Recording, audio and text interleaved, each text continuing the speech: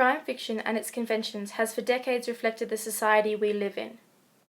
Evolving and adapting through history, crime fiction is an ever-changing genre based on current culture and society's developing ideals, morals, and growing knowledge in fields such as psychology. In comparing Arthur Conan Doyle's 1892 short story The Adventure of the Blue Carbuncle and the 2007 movie Disturbia, directed by DJ Carasso, we can further understand the changing crime fiction genre, and the reasoning behind which conventions are upheld and why the more dated conventions are sometimes subverted but more often built on in modern-day texts. The Adventure of the Blue Carbuncle follows Sherlock Holmes and his companion Watson as they seek to discover who stole the Countess of Morcar's blue carbuncle, which was found inside unaware bystander Henry Baker's turkey. Ronald Knox's 10 Commandments of crime fiction reflect a time when the genre was in its golden age, and to be blunt, quite two-dimensional. The Blue Carbuncle upholds a lot of these very specific commandments. The criminal is mentioned early in the story, there is no supernatural, no hitherto, no secret passage, and as Knox states, no Chinaman. There are no random accidents, no twins or doubles, the detective, Sherlock Holmes, does not commit the crime, and lastly, the Watson character is definitely dumber than the reader and does not hold back any thoughts. In fact, he only seems to be there so that Holmes has a reason to speak aloud and show off his genius. He is not a relatable character, and he doesn't even seem human. I have no doubt that I am very stupid, but I must confess that I am unable to follow you. For example, how did you deduce that this man was intellectual? Page 2. The detective character, in this case Sherlock Holmes, is very two-dimensional also. Although he is not a mindless sounding board like Watson, he does play an equally unrealistic role. The obvious way the story is set out makes Sherlock appear that all he does is think about crimes and solve mysteries, an unrealistic occupation for any human with thoughts, feelings, emotions, and instincts. Remember, Watson, that though we have so homely a thing as a goose at one end of this chain, we have at the other a man who will certainly get 7 years penal servitude unless we can establish his innocence. It is possible that our inquiry may but confirm his guilt, but in any case we have a line of investigation which has been missed by the police, and which a singular chance has placed in our hands. Let us follow it out to the bitter end. Faces to the south then, and quick march. Holmes, page 6. This formal and obvious narrative of crime, deduct, and solve, with no colour, flair, or subplots, is dull to a modern audience. S. Van Dyne wrote, "A detective novel should contain no long descriptive passages, no literary dallying with side issues, no subtly worked-out character analysis, no atmospheric preoccupations. Such matters have no vital place in a record of crime and deduction." It is the word record that gives us the context to the conventions of the time. Written in 1892 and based in London, England, The Adventure of the Blue Carbuncle and its strictly upheld conventions reflects the cultural and social ideals of this time and place. England at this time was a very class-orientated society. Sherlock and Watson appealed to this audience as they were upper-middle-class gentlemen bringing the lowly and malicious to justice, a tale rare and attractive in a time of industrial upheaval, high poverty rates, and a class-divided society. When describing and deducting information from the hat dropped by Mr. Henry Baker, Holmes uses class, status, and money as a way to justify features of the hat. This hat is 3 years old. These flat brims, curled at the edge, came in then. It is a hat of the very best quality. Look at the band of ribbed silk, and the excellent lining. If this man could afford to buy so expensive a hat 3 years ago, and has had no hat since, then he has assuredly gone down in the world. Holmes, page 2. S. Van Dyne's 20 Rules for Writing Detective Stories is built on Ronald Knox's 10 Commandments. Published in 1928, the 20 Rules are a testament to the white-collar criminal/pulp fiction era and are an advanced version of the 10 Commandments. The Adventure of the Blue Carbuncle breaks only 3 of these 20 conventions. 7. There must be a corpse. 300 pages is simply too long to invest for a reader to find out no one was murdered. But to be fair, these rules are based on a novel, whereas this is a short story of only 10 pages, so I don't believe this counts. 10. The culprit must be prominent in the story and whom the reader must take an interest. We do get told the culprit's name in the beginning, but he does not seem to feature much in the story, and I actually had to flick back through the story to see if he had been mentioned, so obviously I didn't take an interest in him. And 11. A servant must not be the culprit. This is too obvious an answer. In The Adventure of the Blue Carbuncle, the culprit is the upper attendant at the Hotel Cosmopolitan, in which the Countess of Morcar is staying. Every other rule is upheld, which isn't necessarily dull, but with the added fact that the story has no complication of character and no subplots, it becomes a boring, unengaging, and methodical regurgitated account of crime deduct and solve. Many of the more dated conventions are upheld by modern texts, but are usually layered with complicated psychologically authentic characters and interesting subplots. Disturbia, a 2007 movie categorized as a thriller, employs many of these more sophisticated techniques with grace. Set in a suburban street, Cale, a troubled and misunderstood teenager, is put on house arrest for assaulting his teacher. In boredom, he begins spying on his neighbors.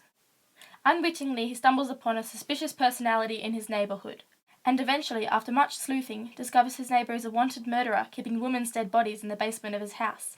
With the police against him and his relationship with his mother crumbling, Cale's reputation and life is at stake, unless he can bring the killer to justice.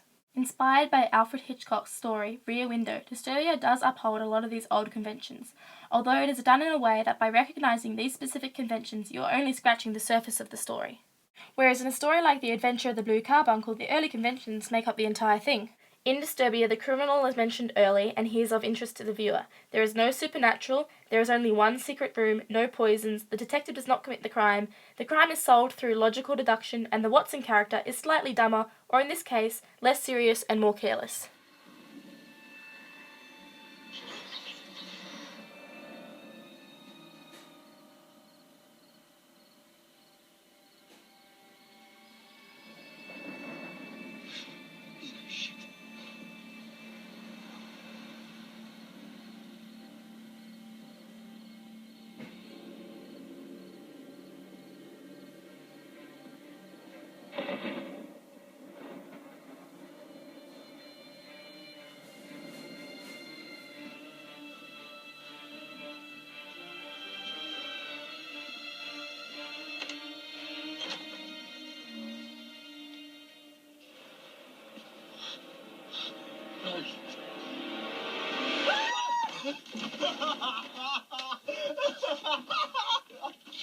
Yo, don't kill me. Don't kill me. Do you have any idea what I've just been through? Hey!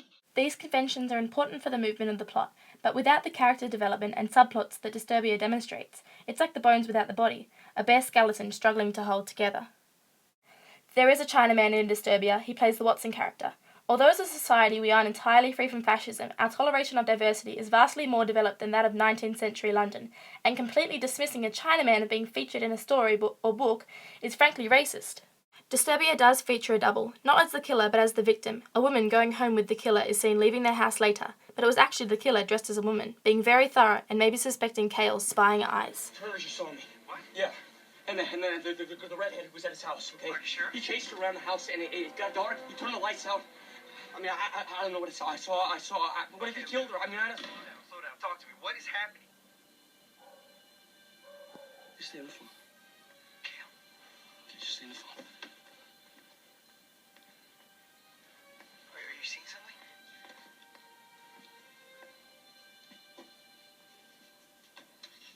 Cale, what is happening? Talk to me, man. Just the redhead. She's leaving the house. You are seriously losing it, you know that? You gotta stop this, alright, Cale? Cale? Because it is a thriller, suspense is all part of the experience. By throwing off the viewer, we are lulled into a false sense of security, which is shattered later as more clues are revealed. Compared to the late 19th century, we live in a very psychologically advanced and aware society. Bland characterization and painfully ordered structure just isn't intriguing to the modern reader. Cale is a delicately crafted character, passionate yet troubled. Cale is often repulsed by society and unabashed by his own lack in personal hygiene. Spying on his girl neighbour Ashley in a perverted manner, Cale is often on the thin line between allure and repulsion with the audience.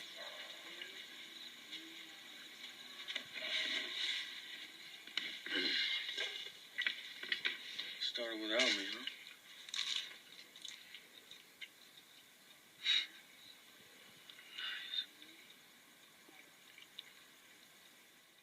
Cale is not a detective, but rather an innocent bystander sucked into events. He is gifted with electronics and has a lot of video and computer equipment.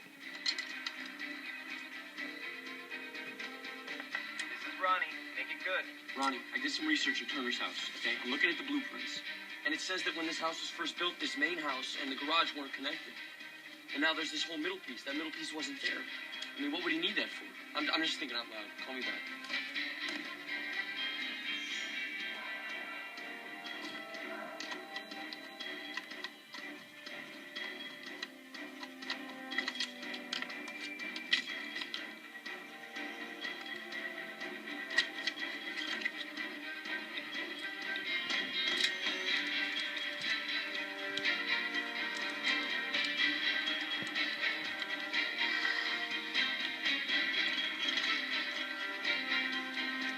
Although he is gifted with these skills, his school life and academic achievement has slipped since his dad was killed in a car accident in which he was driving.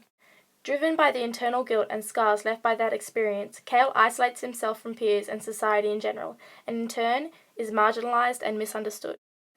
This misfortune allows the viewer to empathize with Cale, a trait lacking with Sherlock in The Adventure of the Blue Carbuncle. After punching his teacher for making an insensitive comment about his dad, Cale is ordered to be on house arrest.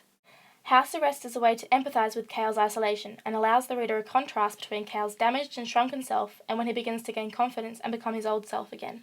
The use of a love interest in the movie, I believe, is also a way of displaying Cale's growing confidence and self-acceptance. Disturbia is as much a story about the psychological rehabilitation of Cale as it is about the deduction of murders. Subplots like this one add depth to the story and allow the reader to connect to the story.